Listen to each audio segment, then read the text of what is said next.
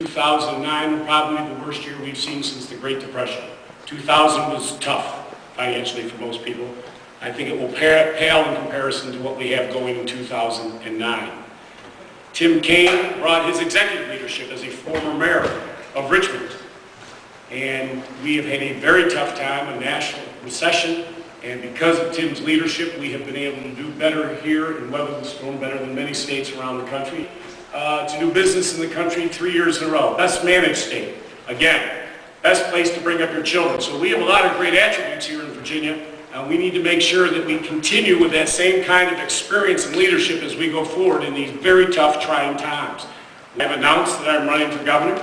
We need a governor who can come in and create good jobs. And folks, there's no such thing as a Democratic job or a Republican job. It's about bringing people together and creating good jobs. Jobs with health care benefits. With a lot of money so we can have some disposable money in the pocket at the end of the day.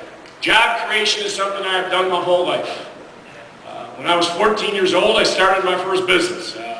I'd been caddying golf bags up in Syracuse, New York. I was a wreck. I only made about $8, carried 2 bags up and down hills for about 5 hours. I figured I was a failure. Our grassroots effort got us out of debt for the first time in the history of our party. In difference. Now, I've seen Republicans, the state party and the national party recently said that they're going to run a tough, well-funded campaign. They want to win this governorship very badly. And you read the newspaper the other day that they said that they're going to throw the kitchen sink into this race. Fine, let them throw the kitchen sink into the race. They can focus on the kitchen sink. I'm going to focus on the kitchen table every day. I'm going to talk about those issues that you talk about every day when you're sitting around the kitchen table. Do I have a job? Do my children have a job? Do I have a quality education? Can I afford to go to college? Do I have health care? That's what people want us to talk about. Also higher education.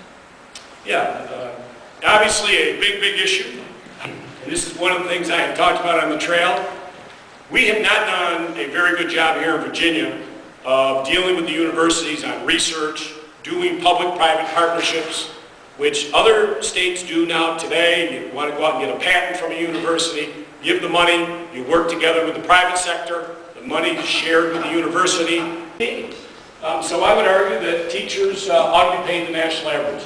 And I just think it's a disgrace that we don't pay our teachers the national average here in Virginia. I talk about high-speed rail from Northern Virginia to Richmond over to Hampton. Let's get some of the cars off the road. I'm going to do the same old thing in Richmond. Let me be clear. I'm not your guy. Don't vote for me. If you're looking for someone to go down and shake it up, work, and I'll work with both sides of the aisle. I don't care if you're Democrat or Republican. I got big ideas. Let's all get together. You can't argue. Who can argue against that? And my last question, I just wanted you to be clear. Do you like to hunt? I love to hunt. I'm a big supporter of the Second Amendment rights. I hunt. I'm a gun owner, and I love to hunt. And I've hunted all of it. Creating economic activity and helping you create jobs is good for the Commonwealth because, I go to my point, you either continue to keep cutting or you raise taxes. Both, I say, are unacceptable today. You got to grow the economy. And that's what your governor should focus on.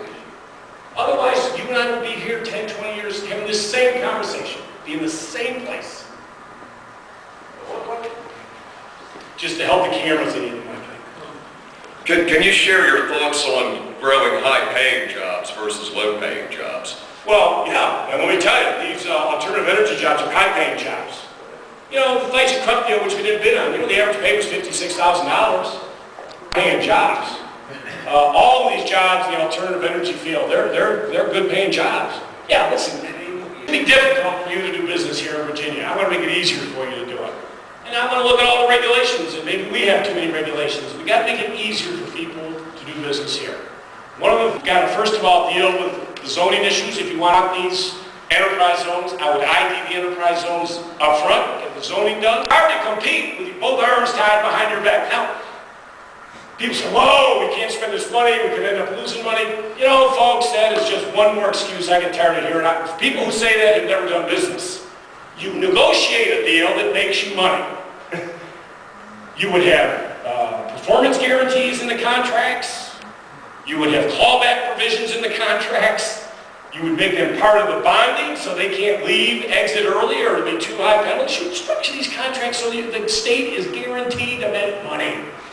But without those tools, it's hard to bring them in. We have bonding issues. We have a self-imposed bonding limit here in Virginia, 5%. By the time Governor Kane leaves office, he's going to be at the limit. It's going to be done. Now, I would have to sit with the rating agencies and say, which they'll be fine. Here's what we will generate. Rating agencies are fine. I've had to sit with many of them in my life. And you explain to them what you're trying to do. But right now, if I wanted to do some infrastructure, bring a new business in, I got to call the General Assembly back. And guess what happens? By the time I get them back, they're gone to North Carolina, or Georgia, or Alabama, or South Carolina, or Florida, where those states have won every one of these big deals in the last 10 years. But these parts of the state, they need jobs. They need good paying jobs. And I'm only successful as governor is if I'm creating jobs in this area of the state, because this is our greatest opportunity to grow. You mentioned your two Democratic opponents are Richmond legislators. I mean, what experience do you have that you convince voters that makes you qualified to be governor? Well, I have business experience. I think what people, they want, Mark Warner was not in the legislature, nor was Tim Kaine. Mark Kaine is a businessman. He hadn't been in the government before. And Tim Kaine had been the mayor of Richmond, and he brought his executive background. But neither one of those two great governors served in the legislature. I would bring a business background, obviously been involved in business, understand politics pretty well. And I think the talents that I've had would be suited to be a governor. You're the chief executive. But whatever you say, my argument is your next governor has to lead a gigantic economic boom. Barring that, the governor's going to spend his time in Richmond cutting budgets or raising taxes.